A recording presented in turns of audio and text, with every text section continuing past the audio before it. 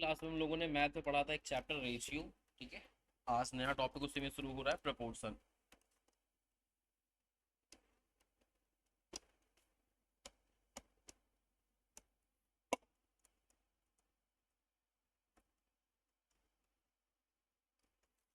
तो प्रपोर्शन का मतलब क्या होता है कि जब दो रेशियो इक्वल होते हैं तो उनको हम लोग बोलते हैं कि 4 नंबर प्रपोर्शन में।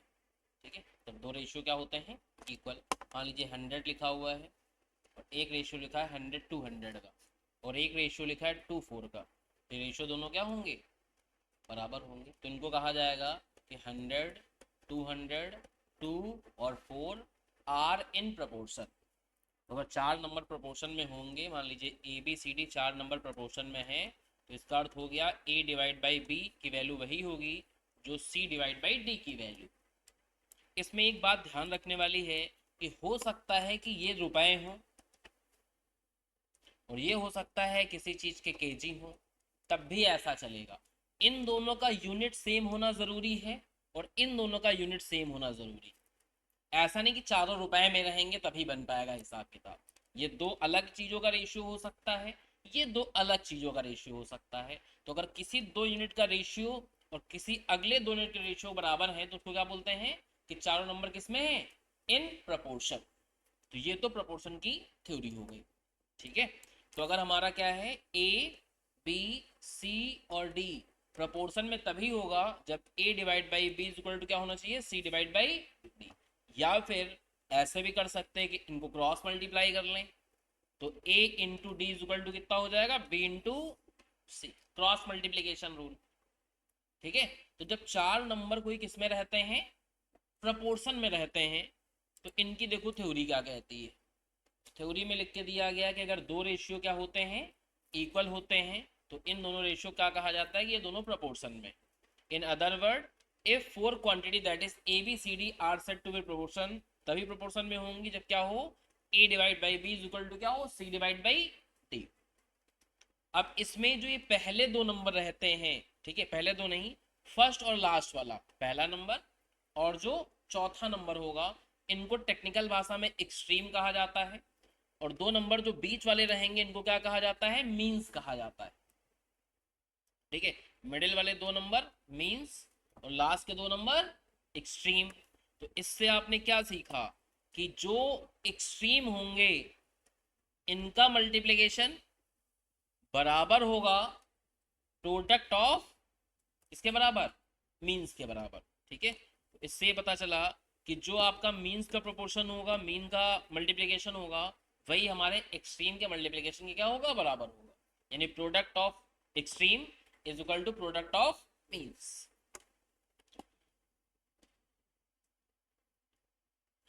अब एक होता है कॉन्टिन्यूड प्रपोर्शन।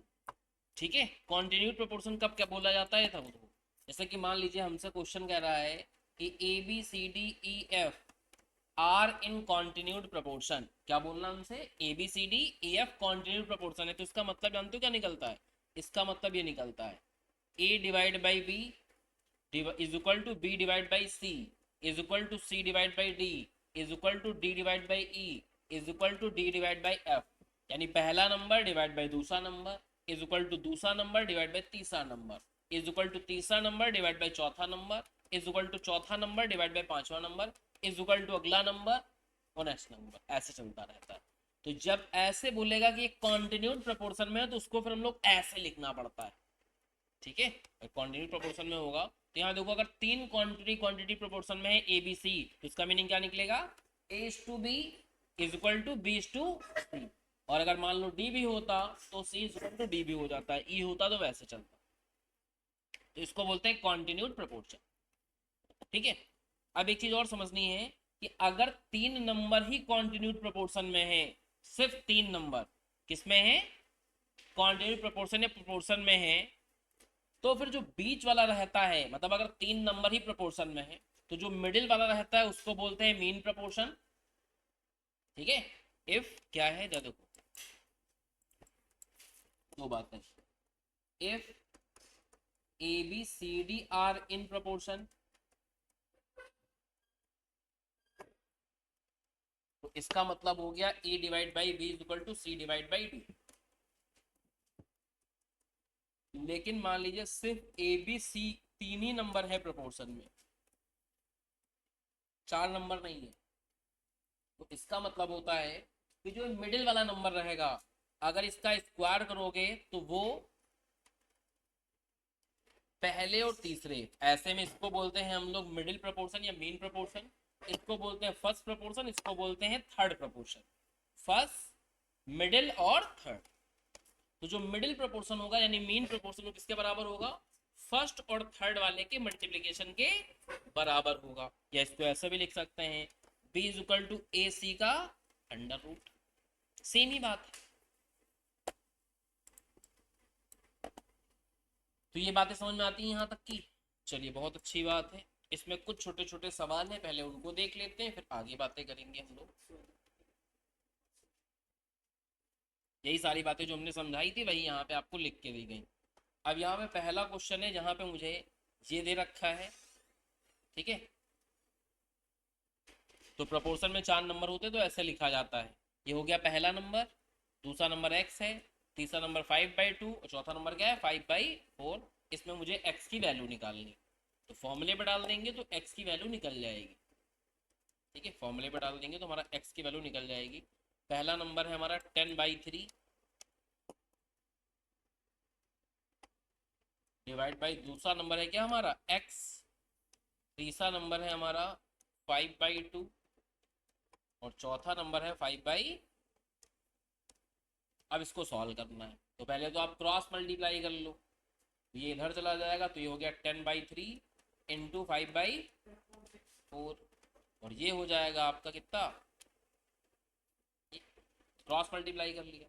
फिर इसको आप क्या कर लो, इधर लेके चले आओ, ठीक है। इसको इधर लेके आओगे तो जो इधर डिवाइड में है वो मल्टीप्लाई में हो जाएगा, जो मल्टीप्लाई में हो डिवाइड में हो जाएगा। तो 10/3 इंटू 5/4 और ये उधर उल्टा हो जाएगा यानी 2/5 हो जाएगा। तो 5 से 5 कट जाएगा, 2 से ये कट जाएगा, इससे ये कट जाएगा, तो वैल्यू आ जाएगी कितनी? 5/। ये इसका आंसर हो जाएगा, बिल्कुल सिंपल, ठीक है। उसका आंसर आ गया हमारा कितना? 5/3। अब इसमें मुझे फोर्थ प्रोपोर्शनल निकालना है। फोर्थ का मतलब चौथा वाला नहीं दे रखा है, तो वो हो जाएगा x। तो सॉल्व करो, 2/3 डिवाइड बाई क्या हो जाएगा? 3/7 इज इक्वल टू यहाँ दे रखा है 4 और ये नहीं पता है, तो जो नहीं पता है वो x हो जाएगा। अब इसको सॉल्व कर लेंगे तो x की वैल्यू निकल जाएगी। क्रॉस मल्टीप्लाई कर सकते हैं तो 2/3 into x is equal to 4 into 3/7, ये इधर चला जाएगा तो 4 इंटू 3/7 इंटू 3/2, इससे ये कट जाएगा, इसकी वैल्यू आ जाएगी 18/7, ठीक है। इसका करेक्ट आंसर क्या हो गया हमारा? 18/7।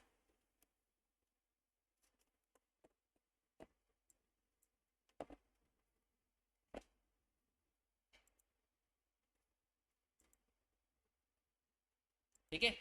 इसमें मुझे क्या निकालना है? Third proportion. तीसरा प्रपोर्शन नहीं दे रखा है, थर्ड प्रपोर्शन को क्या मानेंगे? एक्स मानेंगे। और 3 नंबर का प्रपोर्शन में होते तो फॉर्मूला क्या बनता है? मिडिल वाले का स्क्वायर लास्ट के दो के मल्टीप्लिकेशन के बराबर होना चाहिए, ठीक है। मिडिल वाले का स्क्वायर पहले और लास्ट के प्रपोर्शन मल्टीप्लिकेशन के बराबर होना चाहिए। तो यानी फॉर्मूला बनेगा 9.6 का स्क्वायर ना is equal to 2.4 into x. X की वैल्यू निकालनी है, तो 9.6 का स्क्वायर कर लोगे और ये इधर चला जाएगा डिवाइड में, इज इक्वल टू एक्स की वैल्यू आ जाएगी। तो 9.6 का करना है स्क्वायर और डिवाइड बाई करना है 2.4। 9.6 का स्क्वायर डिवाइड बाई 2.4, वैल्यू आ रही है एक्स की 38.4। वैल्यू जो आ रही है वो आ रही है 38.40, ठीक है यहाँ तक। चलो आगे चलते हैं।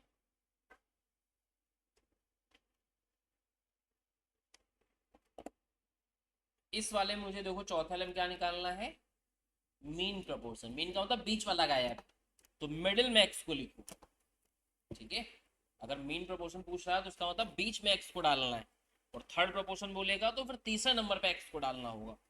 तो बीच वाला ही नहीं पता है, यानी एक्स नहीं पता है। और अब आपको पता है कि मिडिल वाले टर्म्स का स्क्वायर क्या होता है, इन दोनों के मल्टीप्लिकेशन के बराबर होता है, यानी 1.25 इंटू 1.8। और x की वैल्यू अगर निकालनी है तो इन दोनों को मल्टीप्लाई करके क्या कर लेना है, स्क्वायर रूट कर लेना है, x की वैल्यू निकल जाएगी। ठीक है, तो इनको करना है मल्टीप्लाई और करना है रूट, तो x की वैल्यू आ जाएगी 1.5। इन दोनों को मल्टीप्लाई करके रूट कर देंगे तो x की वैल्यू कितनी निकल के जाएगी हमारी 1.5। इसका आंसर आ रहा 1.5।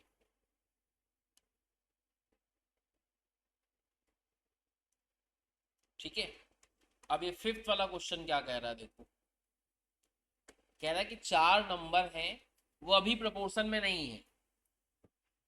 ठीक है, चार नंबर जो है वो क्या है, अभी प्रोपोर्शन में नहीं है। कह रहा है ऐसा कौन सा नंबर है जो सब में से घटा दे और उसके बाद ये जो लिस्ट है वो प्रोपोर्शन में बन जाए। यही बोला है, क्या बोला है, व्हाट मस्ट बी सब्सट्रैक्टेड, क्या घटा दिया जाए from each of the number, her number में से। तो हर नंबर में से ऐसा कौन सी वैल्यू है जो घटा दें, जिसके बाद जो रिमाइंडर यानी बचे हुए जो अमाउंट बचेंगे वो क्या आ जाए, इन प्रपोर्शन में आ जाए। ठीक है, तो इसके दो तरीके हैं, या तो x मान के सॉल्व कर लें वो लंबा हो जाएगा, और दूसरा तरीका होता है वैल्यू पुट करके, वो बाई चॉइस। ठीक है, तो वो बाई चॉइस से करेंगे तो यहाँ जल्दी हो जाएगा, वरना फिर बन जाता है साइमल्टेनियस इक्वेशन। अभी जो नंबर है अपने पास वो है 17, इधर देख लो पहले, 17 है, 25 है, 31 है और 47। सब में से कुछ घटाना है, और घटाने के बाद ऐसा करना है कि ये दोनों क्या आ जाए, बराबर आ जाए। यही तो है क्वेश्चन। तो अगर मैं इन सब में से 12 घटाता हूँ पहला, अगर इसमें से 12 घटा दूंगा तो यहाँ बचेगा 15 ना, नहीं 15 नहीं बचेगा, 2 बचेगा, गलत, 12 घटाना है ना, तो यहाँ बचेगा 5, यहाँ घटाएंगे तो बचेगा 13। ठीक है, यहाँ अगर 12 घटा देंगे तो बचेगा हमारा कितना, 19। और यहाँ 12 घटा देंगे तो यहाँ बचेगा 35। कहीं बराबर नहीं आ रहा है ये, समझ रहे हो। 5/13 करोगे कुछ देखो अलग वैल्यू आ रही है, और 19/35 करते हैं कैलकुलेटर में तो अलग वैल्यू आ रही है। ठीक है, 5/13 करते हैं तो इसकी वैल्यू आ रही है 0.38 करके, और अगर 19/35 करते हैं तो उसकी वैल्यू आ रही 0.54 करके, मतलब ये दोनों बराबर नहीं। तो इसका मतलब जो 12 आप सोच रहे थे वो गलत जवाब। ठीक है, तो इससे ये हो गया कि 12 क्या है आपका इनकरेक्ट आंसर। अगर मैं 6 माइनस करता हूं तो यहां से 6 माइनस करूंगा तो आएगा 11, यहाँ से 6 माइनस करूंगा तो आएगा 19, यहाँ से 6 माइनस करेंगे तो आएगा 25, यहाँ से 6 माइनस करेंगे तो आएगा 41। अब भी प्रपोर्शन में नहीं आ रहा है क्योंकि 11/19 करते हैं तो 0.58 आ रहा है, और 25/41 करते हैं तो 0.61 आ रहा है, मतलब ये भी सोल्यूशन ठीक नहीं है। ठीक है, यही जब तुम ये वाला करोगे 3 वाला, बाकी किसी में नहीं मैच करेगा। 3 अगर माइनस कर दें तो यहाँ से 3 माइनस कर दोगे तो बचेगा 14, यहाँ से 3 माइनस कर दोगे तो कितना बचेगा 22, यहाँ से 3 माइनस कर दोगे तो 28, यहाँ से 3 माइनस कर दोगे तो 40। अगर काट दिया जाए ना तो ये 2 से कट जा रहा है, इसको 2 से काट दोगे तो ये देखो दोनों बराबर आ जा रहे हैं। इसका मतलब करेक्ट आंसर क्या होगा यहाँ पे, 3। ठीक है, दूसरा तरीका है एक्स मान के करने का, लेकिन वो काम लंबा हो जाएगा। फिर हम मानते कि सब में से क्या माइनस करेंगे, एक्स, और दोनों को इक्वेट कर देते। लेकिन फिर जब मल्टीप्लाई करते तो यहाँ पर साइमल्टेनियस बन जाता, साइमल्टेनियस क्या, क्वाड्रेटिक इक्वेशन बन जाता है, एक्स स्क्वायर आ जाता, और फिर उसको सॉल्व करते फिर हम लोग श्रीधर चार आचार सूत्र से, तो वो काम लंबा हो जाता। उससे अच्छा क्या कर लिया आपने, गो बाई चॉइस। अब इसमें आपको क्या निकालना है, फोर्थ प्रोपोर्शन निकालना है। फोर्थ का मतलब चौथा वाला निकालना, तो चौथे वाले को एक्स मान के सॉल्व करो, बताओ क्या वैल्यू आएगी इसकी।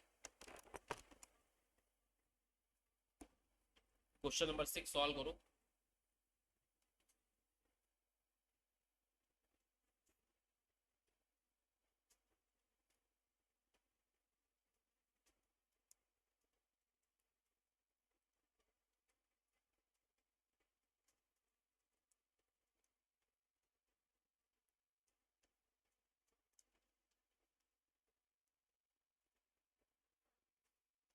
105 ग्राम, करेक्ट। तो इसका आंसर आ रहा अपना 105 ग्राम। फॉर्मूला ही लगाओगे, 5 divide by 3.5 is equal to 150 divide by x. Solve कर लेंगे, एक्स की वैल्यू निकल जाएगी, बहुत ही आसान है।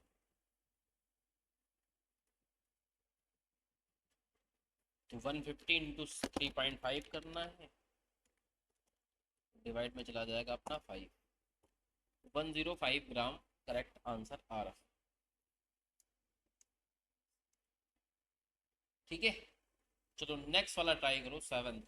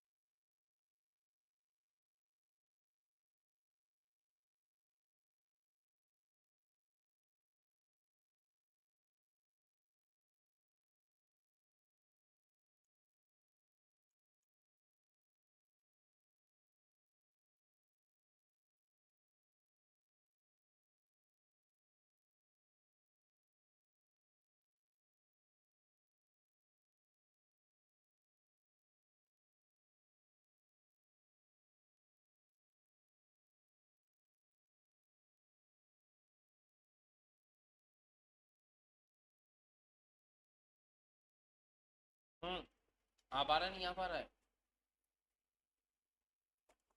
चलो हम करा देते हैं। इसमें बोल रहा है कि थर्ड प्रपोर्शन हमें निकालना है, यानी तीसरे वाले को एक्स लेना पड़ेगा। तो ये हो गया हमारा पहला नंबर, ये हो गया मेरा दूसरा नंबर। थर्ड वाला नहीं पता तो उसको क्या ले लेंगे, एक्स ले लेंगे। अब यहाँ मिनट मिनट में है तो सबको मिनट में कन्वर्ट कर लो। तो 1 घंटे का मतलब होता है 60 मिनट, 20 और जोड़ दोगे तो 80 मिनट आ जाएगा। तो पहली वैल्यू हो गई 80, दूसरी वैल्यू हो गई 100, ठीक है, और तीसरा वाला नहीं पता है, वही क्या हो जाएगा हमारा, एक्स। तो आपको फॉर्मूला पता है कि मिडिल टर्म्स का स्क्वायर फर्स्ट और थर्ड वाले की मल्टीप्लिकेशन के क्या होता है, बराबर होता है। तो इसका अगर स्क्वायर करते हैं तो 10,000 आ जाएगा, और ये हो गया आपका 80x। तो x की वैल्यू हो गई 10,000 डिवाइड बाई 80। अब अगर हम 10,000 डिवाइड बाई 80 करते हैं तो ये आ रहा है 125। चूंकि आपने इसको भी किस में लिखा था, मिनट में लिखा था, इसको भी किस में लिखा था, मिनट में लिखा था, इसलिए ये भी आंसर किस में आएगा, मिनट में आएगा। तो 1 घंटे में होते हैं 60 मिनट, तो इसमें 2 घंटे हो गए 120 मिनट, और 5 मिनट एक्स्ट्रा हो गए। इसको हम क्या लिख सकते हैं, 2 hours 5। तो इस तरीके से आंसर आ जाएगा 2 hours 5 मिनट करके, 2 hours 5 मिनट करके अपना आंसर आ जाएगा। तो जब तक उसको मिनट में कन्वर्ट करके नहीं करेंगे तब तक कहानी गलत हो जाएगी, कहीं ना कहीं फिर मिस्टेक हो जाएगी।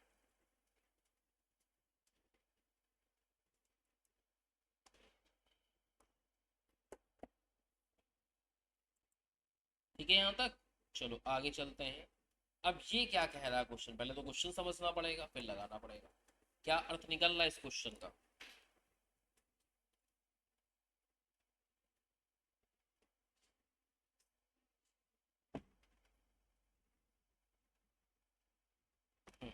क्या, हाँ, एक फ्रैक्शन है, पता नहीं क्या है, उसका 1/27 के साथ वही रेशियो है जो 3/11 का है, किसके साथ, 5/9 के साथ। फ्रैक्शन नहीं पता है तो उसी फ्रैक्शन को x मान लो। दूसरा नंबर है 1/27, और ये है 3/11 का वही रेशियो है जो भी 3/11 का किसके साथ है, 5/9 के साथ है। आपको x की वैल्यू निकालनी है, ठीक है। तो क्रॉस मल्टीप्लाई करोगे तो ये हो जाएगा x इंटू 5/9, और ये हो जाएगा 3/11 इंटू 1/27। ये इधर जाएंगे तो पलट जाएंगे, और ये हो जाएगा 9/5। ठीक है, इसको कर लेना है सॉल्व और आ जाएगा आपका सोल्यूशन। इससे अगर काटोगे तो ये हो गया आपका 9, 9 से 9 कट जाएगा तो ऊपर 1 आ जाएगा, नीचे आ जाएगा 55। तो फ्रैक्शन जो आ गया है वो आ गया कितना, 155। 1/55 आ गया आपका फ्रैक्शन।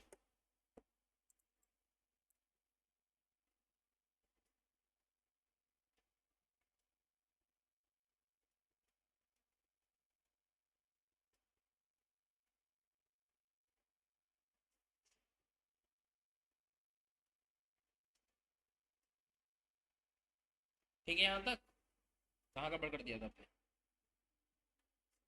एक बार फिर से बता दो। देखो देखो, ये लिखा हुआ था, ये तो समझ में आ रहा है ना कि ऐसे बनेगा। तो आपको क्या करना है, क्रॉस मल्टीप्लाई कर लेना है।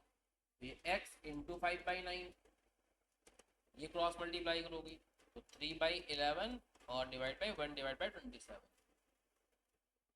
ठीक है, फिर ये जब इधर जाएगा तो पलट जाएगा, ये हो जाएगा 3/11, ये हो गया 1/27, ये हो गया आपका क्या 9 अब इससे कट कर दो, ये आ गया 9, 9 से 9 कैंसिल हो गया तो ऊपर आ गया 1, नीचे आ गया कितना 50। करेक्ट आंसर हो गया 1/55।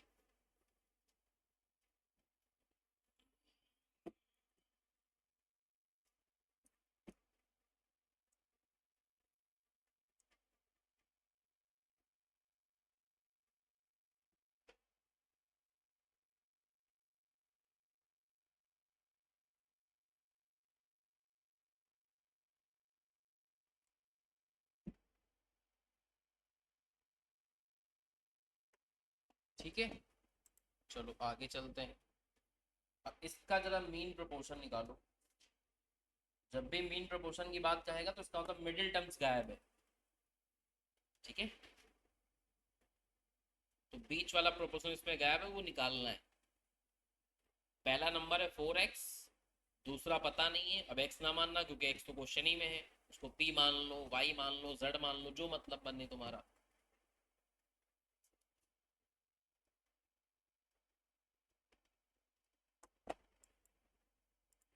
तो पहला नंबर हो गया आपका 4x, दूसरा नहीं पता तो उसको z मान लिया, और तीसरा कितना है 16x³। जो मिडिल टर्म्स होता है उसका अगर स्क्वायर करते हो तो इन दोनों का प्रोडक्ट के बराबर आना चाहिए, या फिर ऐसे भी कर सकते हो कि इन दोनों का प्रोडक्ट करके क्या कर लें, उसका स्क्वायर रूट कर, तो भी सही होता है, एक ही बात होती। तो अगर मैं इसका प्रोडक्ट करता हूँ तो पहले 16 और 4 का प्रोडक्ट होगा, तो ये आ जाएगा 64 ना। और इसका अगर प्रोडक्ट करते हैं तो x की पावर 4 हो जाती है। प्रोडक्ट होता है अगर बेस बराबर होता है तो पावर क्या हो जाती है, ऐड हो जाती है। इसकी पूर्ण पावर का तो 1 पावर है, यहाँ 3 है, ये क्या हो जाएगा x की पावर 4। अब इसका रूट करेंगे, इसको ऐसे भी लिख सकते हैं, ये हमारा 8 का स्क्वायर है ना, हमारा क्या है 8 का स्क्वायर है, तो बाहर आ जाएगा 8, और ये x की पावर 2 का स्क्वायर ना, तो ये क्या आ जाएगा x की पावर 2। तो हमारा आंसर आ जाएगा 8x²। 8x²। ठीक है, कोई समस्या। चलो आगे देख लेते हैं। नेक्स्ट क्वेश्चन नंबर 10, ये ना क्लियर हो गया सबको। ठीक है, अगला देखो क्वेश्चन नंबर 10। यहाँ पे देखो एक नंबर बताया गया 1/5, दूसरा नंबर है 1/x ना, तीसरा है 1/x, और चौथा है 1/1.25, और हमें x की वैल्यू फाइंड करनी, हमें सिर्फ x की वैल्यू फाइंड करनी। तो प्रोपोर्शन के फॉर्मेट में डाल दो, निकल जाएगा। तो पहला नंबर था 1/5, फिर है 1/x, तीसरा नंबर भी 1/x है, और चौथा नंबर है 1/1.25। अब इसमें हमें x की वैल्यू फाइंड करनी।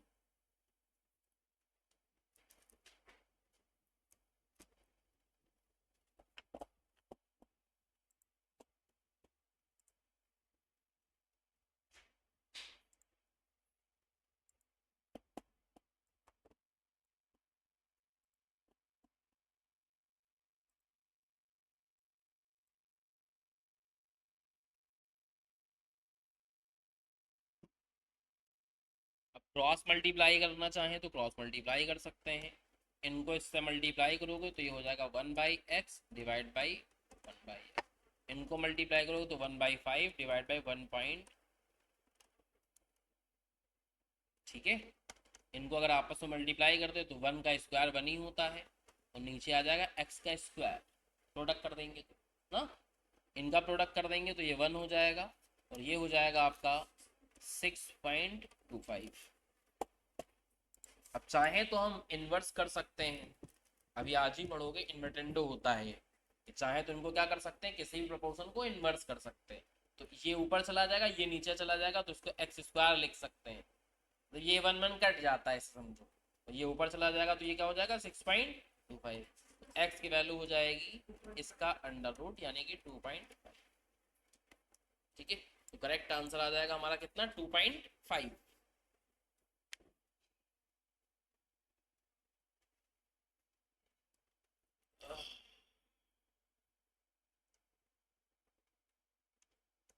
क्लियर हो गया बेटा ये वाला।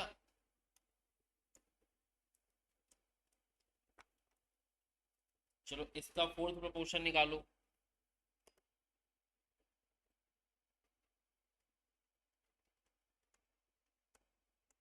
इलेवन ट्राई करो, 12 ट्राई करो, 13 14 15 ये पांचों करके दिखाओ। जो नहीं हो पाएगा वो मैं बता दूंगा।